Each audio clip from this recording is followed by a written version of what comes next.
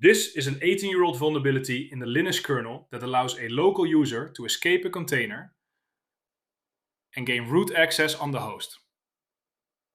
It was just disclosed this week alongside a second bug that lets a virtual machine tenant escape their guest and take over the hypervisor. If you manage Linux infrastructure, this is a significant week. We have two critical privilege escalation flaws, SCTPhantom and Zapscape, that break the isolation models we rely on for containers and virtual machines.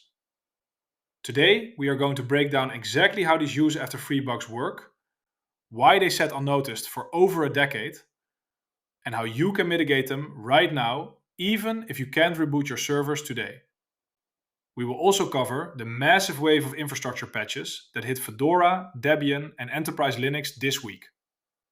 Let's get into the technical details and see what's really going on. Let's start with SCTPhantom, tracked as CVE-2026-64564.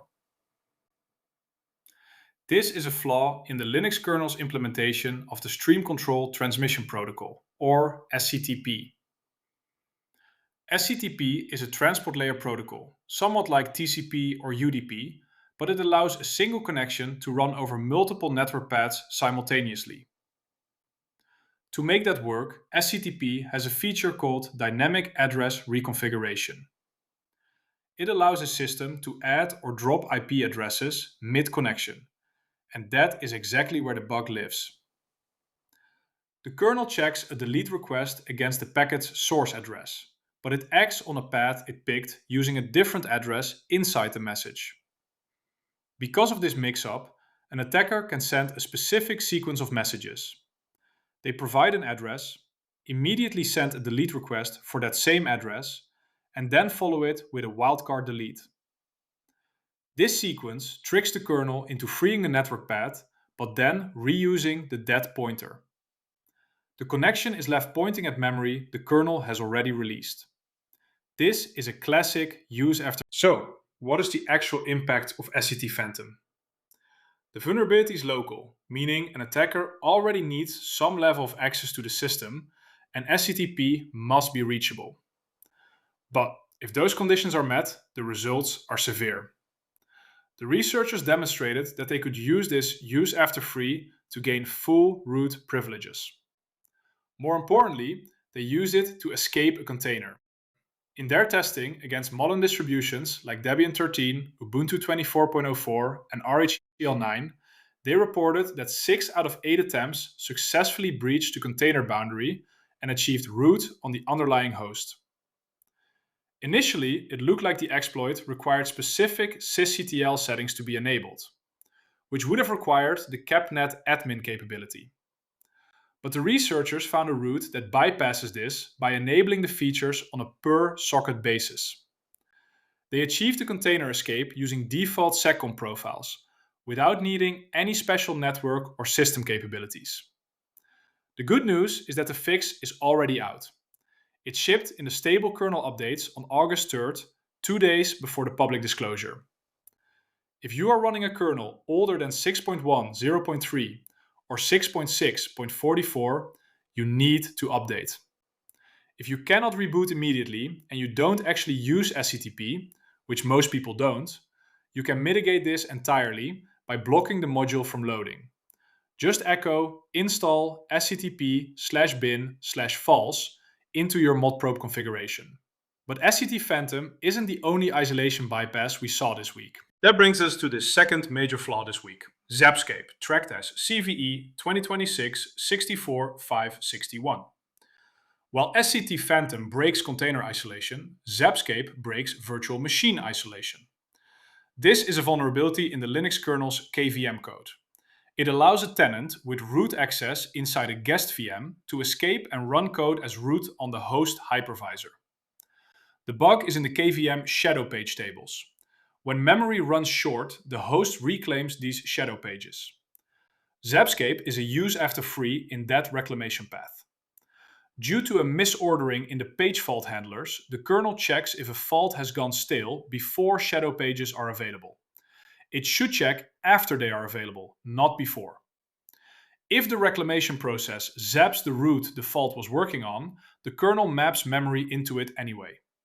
This puts invalid pages onto the active list, and the kernel ends up walking structures that have already been freed. To reach this path, the attacker triggers 2 levels of nesting, booting a guest inside their own guest VM. This means the host must have nested virtualization enabled. It also requires specific hardware. AMD processors are in scope. And Intel chips are vulnerable if they are Ice Lake, SP, or newer, exposing 5-level extended page tables to the guest. You might think Zapscape only matters if you are a cloud provider selling VPS instances, but it actually impacts standard shared hosting servers as well. On many enterprise distributions, including Cloud Linux 8, 9, and 10, the /dev/kvm device file is world writable by default. This means any user on the system can interact with the virtualization subsystem. If an attacker compromises a website you host, say through a vulnerable plugin, they get a shell as that site's user. Because /dev/kvm is open, that compromised user can build a tiny throwaway virtual machine. Inside that VM, they are root. They can then use that temporary guest as a launchpad to trigger the Zapscape vulnerability and attack your host kernel. A compromised website turns into a full server compromise. The fix for Zapscape is included in the same August 3rd stable kernel updates as SCTPhantom. If you cannot patch immediately, you have mitigation options. If you don't run VMs, you can unload the KVM modules entirely. If you do run VMs, you can disable nested virtualization by setting the nested equals 0 parameter for the KVM module. Just note that changing this parameter requires stopping all running guests to reload the module. By the way, I just checked our channel analytics, and it turns out about 83% of you watching right now aren't subscribed yet. If you've been getting value from these Linux deep dives, hitting that subscribe button is the best free way to support the channel and make sure you never miss the next one. Now, beyond those 2 critical kernel exploits, this week also brought a massive wave of infrastructure patches across almost every major Linux distribution. It was one of those weeks where the package managers were working overtime. Fedora 43 and 44 administrators saw coordinated advisories covering dozens of core packages. The standout here was an update to Go Access. It fixed a heap overflow vulnerability, but it also brought a significant performance boost, trimming memory overhead and accelerating parsing. If you run log analysis at scale, you'll want to pull that update down. Over in the Debian camp, they patched a local privilege escalation flaw in udisks2, tracked as CVE 2026-7867, which allowed unprivileged users to influence mount execution paths. SUSE had a heavy operational week as well, pushing critical patches for WebKit 2, GTK3, PHP, Node.js, and OpenSSL. And the Enterprise Linux family, RHEL, Alma, and Rocky, rolled out their monthly fixes for the .NET stack, Perl modules, and high availability fence agents. With all these updates landing at once, let's look at exactly what you need to do next. So here is your action plan for the week. Your top priority is the kernel. Both SCTPhantom and Zapscape were patched in the stable releases that dropped on August 3rd. Get those applied. If you are waiting on your distribution to package the kernel, or you can't reboot right now, apply the mitigations. Block the SCTP module if you don't need it. And if you are running a shared hosting server that doesn't need to run virtual machines, unload the KVM modules or restrict access to /dev/kvm. That closes the local attack path for Zapscape. Finally, run your standard package manager updates to catch the wave of infrastructure fixes that hit Fedora, Debian, and SUSE this week. If you found this breakdown helpful, make sure you're subscribed so you don't miss next week's security roundup. And if you want to support the channel directly and get some cool perks, consider clicking the join button below to become a pseudo user or get root access. Stay safe out there, patch your systems, and I'll see you in the next one.